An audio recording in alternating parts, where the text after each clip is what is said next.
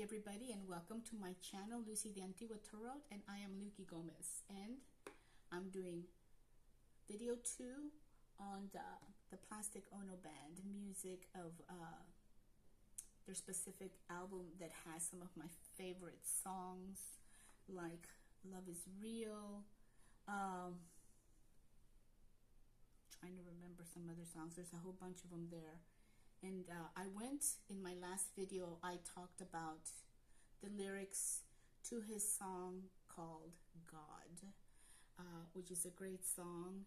And that particular album came out in 1970, as I said in the previous video when I was discussing the lyrics of his song God, which is what I'm doing in this series, is talking specifically about that album. Now, in that last video where I'm talking about the lyrics of God, there was one specific verse that intrigued me when he said, "I was the walrus, but now I'm reborn." And as I said earlier, the walrus is from a song in the Magical Mystery Tour album, which is an amazing album also with wonderful music. And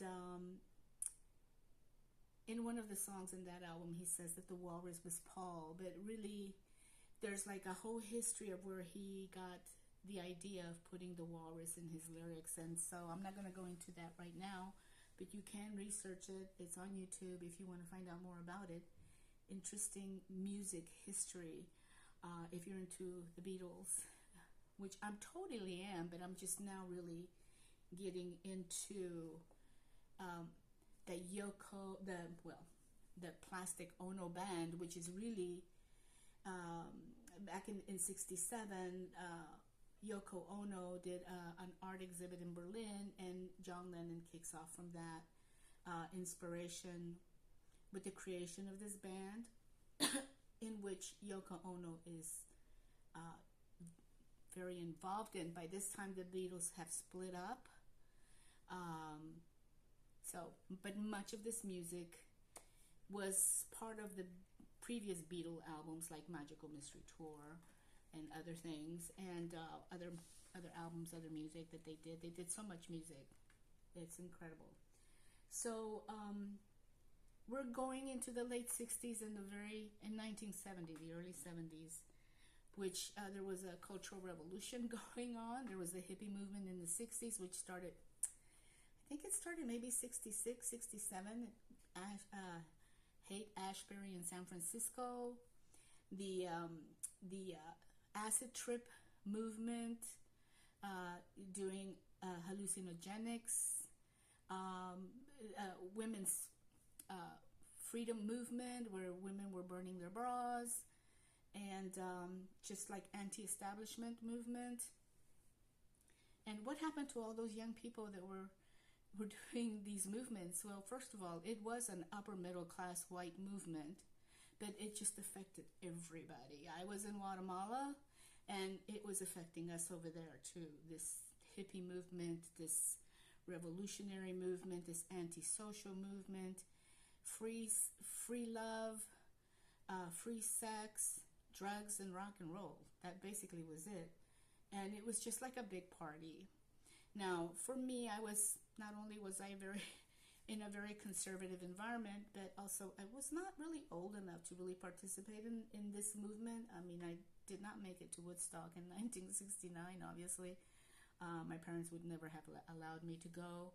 And I was like, I think I was like, let's see, 63, 64, 65, 67, 69. I was 16 years old, so there's no way my parents would have ever allowed me. And we weren't upper middle class families. The movement was mostly from upper middle class, and most of them were white.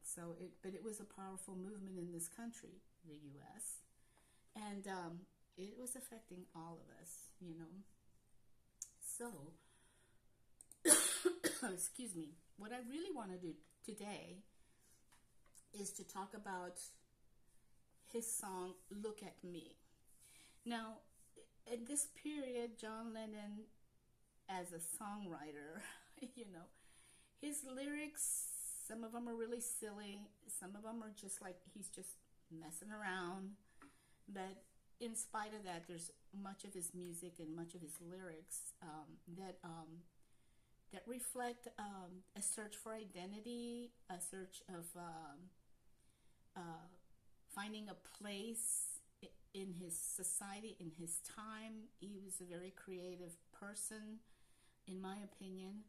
And so his lyrics to me reflect that, his search for his identity, especially after he breaks up with the Beatles. After they break up, they're all trying to find a new identity, because before that, they were like the Beatles. They were a family. It's almost like when you're a kid and then you become a teenager and you're trying to escape from that identity of being a member of this family, a daughter or a son, whatever, and you want to find your own place in the world.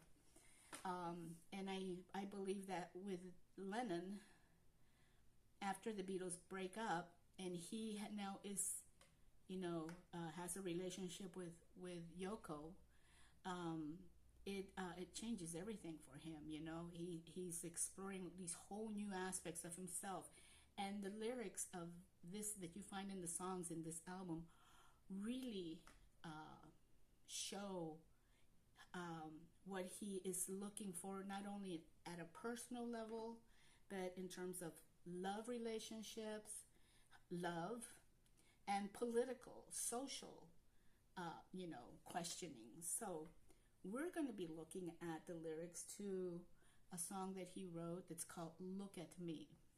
Okay, so he is inviting us in as a songwriter to take a look at who he is and what's going on with him. So the first stanza of this song says, "Look at me, who am I supposed to be?" And he repeats it, "Who am I supposed to be? Look at me, look at, I'm a mess. Who am I supposed to be? Who am I supposed to be? Look at me. What am I supposed to be? What am I supposed to be?" So the who and the what, right?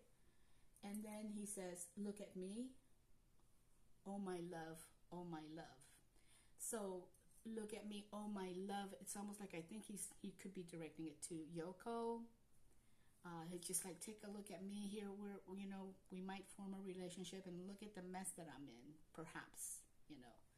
Some of you might have different ideas about this, and that's fine. That's what this is all about, is finding our own interpretations of meaning within that makes sense to us, right? So then he goes on to say, "Here I am. What am I supposed to do? What am I supposed to do?" So who am I supposed to be? What am I supposed to be? And what am I supposed to do? What am I supposed to do? Now, obviously, we can all relate to this this meaning, right? If you're living a life, which we all are living our lives, we're all going through these changes, right? And these like rebirths and re-identifying who we are, right? Like, let's say you're a mother for 20 years or 18 years, and suddenly your son or your daughter leaves home, and then you're not really a mother anymore, because they don't really need you like they used to. And so what are you going to do now, right? What are you supposed to do with that? Where's your identity? You're not the mom anymore, so what are you now? Kind of like that. I went through that one. And then he goes on to say, "Here I am. What can I do for you? What can I do for you?" Now, this is really interesting. Here I am. What can I do for you? So like he's kind of like turning it around, It's not about him anymore. It's about what he can do for you. What is it that you want? And maybe that will help him find some identity. And that's pretty cool, because when you're getting out of your own head and you're going out into the world to see what you can do, to help others. I think that's what I think it means. So here I am. What can I do for you? What can I do for you? Here I am, oh my love, oh my love. Um, I find it so beautiful. Um, he's so deep and so empathetic in many ways, and very romantic, actually. If you think about it, some people might think John Lennon romantic. No way, but I think he was. He wrote a lot of this music for his lover. So I don't know. Then he goes on to say, "Look at me. Oh, please look at me, my love. Here I am. Oh, my love. Who am I?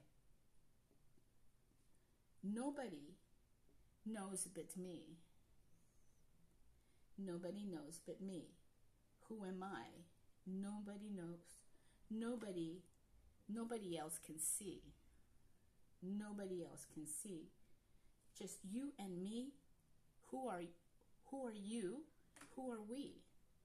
You and me, who are we? Oh my love, oh my love, oh my love." And that's basically the lyrics. Very simple lyrics. But it's almost like, who am I? What do I have to do? What am I supposed to do? And what about you? What can I do for you? And then us together, who are we? Trying to find that identity with that new relationship, with that new idea of coming together as a couple, which is, he's questioning, he's thinking about that. And that's what this song is about. Now, you can go on YouTube or Spotify or wherever you listen to music, and you probably can hear this music. You can definitely hear it on YouTube for free. And this song is on there, and it was a long time ago, 1970s. He's a very young man then. He's already got one son that he had with his first wife, so he's already a dad. And now he divorces his first wife, and now he's maybe starting this new relationship with Yoko, who is a very existentialist type of artist. I mean, she's not a conventional artist. A lot of people don't like her. They don't understand her music. It happens to me.